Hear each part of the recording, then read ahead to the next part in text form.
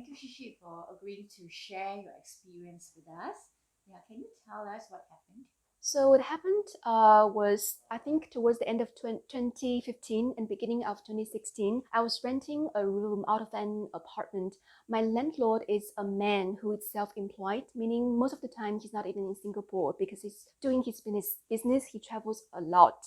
And then shortly after I moved in, my male landlord rent another room to one of his male friends. So this guy, I sometimes I see him in the apartment. I try to say hello, but he never hello back. So he tried to ignore me as much as he can, which didn't bother me at the time because housemates don't have to be friends. So back then I have this evening routine of going to jogging in the evening. And then so there's one day after I finish my jogging, I come back home. I walk into the bathroom, which I share with the guy. So we each take turns using it. So when I walk into the bathroom, of course, I take off all my running outfit because I was getting ready to take shower. Of course, I was naked. I don't know what made me to do so, but instead of walking into the shower cubicle directly, somehow I just look up at the window, which is open for ventilation purpose always. It's quite high, close to the ceiling. I still remember that. So once I look at the window, I couldn't really turn away my gaze because if I was not mistaken, I saw like a phone, like a camera lens gazing at me. And then I also saw the logo of Apple, meaning it just occurred to me that someone is trying to take a photo or video of me and I was naked. And I became extremely panicked, extremely fearful. So I squatted down, and then once I was trying to listen if there's anyone outside, because I thought someone from my neighboring unit, someone is doing this to me. So I want to make sure, I'm safe if I go back to my room because I need to get my phone to call the police. That was my plan. So I wrapped myself with the shower with a towel, and then I immediately opened the door, and then there's no one outside. I think it's darkness in the living room, and my bedroom is just to the left. So I immediately dash into my bedroom. I close the door. I immediately lock it so nobody can come in to hurt me. And I was so panicked. I called the police number. I told the female officer who answered my call what has happened to me. So you said that you panicked and you felt a sense of fear, right? What else were you feeling? It's really, really fear, extreme fear, I have to say, because I think because besides fear, maybe it's also vulnerability. I was naked by myself in the bathroom, and then I saw someone's trying to take photo of me. So, and also I don't know who is this person, and is he going to hurt me next? What is he going to do next? Kill me, rip me? It's not entirely impossible. So that's why I was really, really fearful. I don't have anyone who was there who can protect me. So what happened after you called the police? Okay, so I think shortly after I called, then the first batch of police officers are the one who were on patrol. They are on duty on that day in the neighborhood. So once they got this dispatch call from, I think, their police headquarters, they are uniformed officers. So they did like a very initial assessment for me. They tried to understand from me what has happened. I also led them to the bathroom. I'm trying to explain to them, hey, look, I was standing here, and then the camera shows up there. So this is the first batch. I think after this, they reported my case to their more senior officer, I believe. So after this, another officer also arrived. So this guy, I still remember, I think he was wearing like a plain clothes, but he's wearing his like a work ID. Then he did the same thing. He was trying to understand from me what exactly has happened to me. Maybe just cooperate. The script he got from his junior patrolling officers. Then he asked me questions, and then blah blah blah. So again, I think I was very, very tired telling my stories more than once to these two groups of police officers. So yeah, so that's what happened next. And you said that you had to repeat your responses, right? About Yes. what happened. And how do you feel about that? I think that was okay because actually I feel it's quite like a relief, like consolation for me, where I can really tell police officer what has happened to me. I hope they can protect me. They can solve this mystery for me. Who on earth did this to me and why? Before they arrived, I was scared to death. I would lock myself up in the room. I don't know what's going to happen next. So when they arrived, it's like, oh, okay, I'm not going to be murdered tonight. I'm safe. That's how I felt. So yes, it is a positive experience. They really protected me. So you called the police because you want to feel protected, right? Yes. Okay. Then what happens after that? About the whole process of investigations and the outcomes? Actually, it's very surprisingly simple, and also shocked me as well. So, when they interviewed me, actually they took me down to level one, meaning they took me out of the apartment to interview me individually. And then, so after everything's done, they brought me back to my room. So, when I entered the living room, I noticed and I realized that actually my male housemate was also there. He was sitting. I still remember the way he looked, the facial expression on his face. Because from my perspective, my understanding was that he was asleep because it's very late at night, and then he was awoken by the police officer because of what happened to me. To me, I felt very sorry for him because it caused really inconvenience to this person. And then I even said, I'm so sorry, I did this to you. I say sorry is because I thought, he was woken up by the police. Then he needs to be investigated as well because he happens to live here. But after, I think up very fast, only after a few hours, the police came back to me. They were telling me with confidence, with certainty that this is solved. The person who tried to take photo of you is actually your housemate. He just admitted to us. He admitted to us himself. So this is what the police officer told me, and I was so shocked, like beyond words. Then what happened after you knew the person who caused you harm?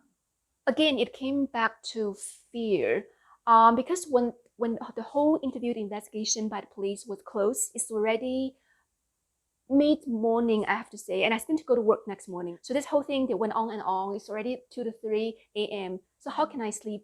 Also asked the police, there's any place I can go, or can you do something to him? And they were telling me that even if we arrest him tonight, we have to release him tomorrow. Where he will go tomorrow, he will come back to this place. The police were advising me either I go to live in a hotel or I find like a shelter for female. Then that's their suggestion, because at the end of the day, we are still sharing this space. And also they're trying to find like evidence to establish that, did he successfully take any photos of me? They took away his cell phone, his laptop, etc. So all for me, what I could do back then, I have to lock myself back in the room. Of course, I didn't sleep. So the next morning, then I have to, dress up. I still need to go to work. And what happened next? So I need to find a new place to live. There's no doubt about it. And then also, of course, I shared this with my colleagues at the time. So I was working at a team where everybody is female. It's an all-female team. So I told him what has happened, and of course, they feel sympathetic. They offered to help. The next day, they accompanied me back to my apartment where my male housemate still lives. He's still there. So my colleagues accompanied me back home for me to pack up some stuff so I can move to a hotel. I still remember. Well, I look for the next apartment to move in. So they did provide that kind of support to me. Meanwhile, I became, I think the fear now, it officially turns into anger. I was extremely angry and also insecure because I always feel like I'm being followed by someone. That kind of like insecurity, I would say. Angry, insecure, anxious. Can you tell me more about anger? It's very simple because for me, I think I try to be friendly towards this person. I've done nothing to harm this guy, never. All I try to be is to be friendly, considerate towards him. I don't think I did anything to harm him, to cause this kind of behavior. Then this is this really unprovoked, very vicious act on his part. He did this to me. How can you do this to any human being? Why? I don't get it. That's why I'm angry. And you said you felt insecure and that people are following you. How long did this insecurity last? Until I moved out. I mean, I found a new place. Only by then when I'm going to sleep, when I'm especially taking shower, I can feel, now I can relax. How was your mental state when you were staying in the hotel? It was I would say it's a bit sad. Reason being, when this incident happened, it was the transition between the old year and the new year.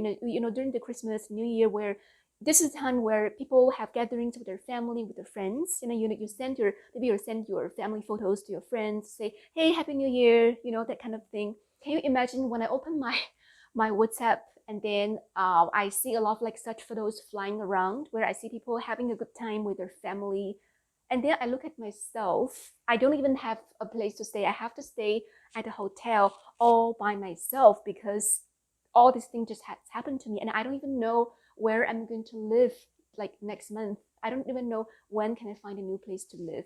And then what did I do to incur all of this to happen to me? So I feel very sad again on the angry side, very miserable. So when you said that you spoke to your colleagues, after the incident, next day when you went back to work, what support did you want from your colleagues? I think I would say it's physical companionship, or they can also help me look for apartment to live. They can help me find. How much of support do you feel that you got from the colleagues? I don't mean to sound ungrateful, but okay, number one, I do appreciate that, they spent the time. I still remember we went back to my apartment during lunchtime, lunch hour, because it's the only time where we can get away from our work position. They do spend the time to travel with me back to my apartment where I can pack up, and also I'm safe. And then on our way back, they were saying to me that, you shouldn't even share an apartment with one or two guys. You shouldn't even do that. They really say this to me, which I find very, very inconsiderate. Of course, I didn't tell them, but that's how I felt. I think it's very inconsiderate. You shouldn't say such a thing to the person who's going through something like that. How do you hope they reacted instead? I hope they can either make no comments or they just be there for me. Physical presence matters to me. It gives me a sense of security. So what is the outcome of the investigation?